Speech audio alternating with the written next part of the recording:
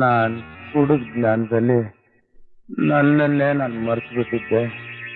ಆ ಕಾಂತಪ್ಪ ಏನೇನ್ ಹೇಳಿದ್ನು, ನಾನೇನೇನ್ ಹೇಳಿದ್ನು ಒಂದು ಗೊತ್ತಾಗ್ಲಿಲ್ಲ.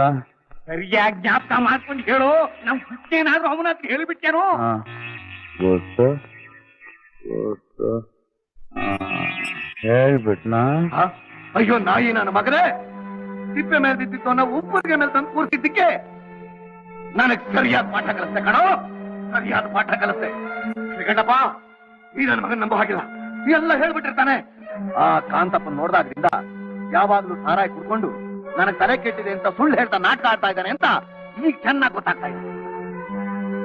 ಹಿಂದ ಮನೆ ಕನ್ನ ಹಾಕೋ ಈ ನನ್ನ ಮಗನ್ನ ನಾನು ಸುಮ್ಮನೆ ಬಿಡಲ್ಲ, ಸುಮ್ಮನೆ ಬಿಡಲ್ಲ.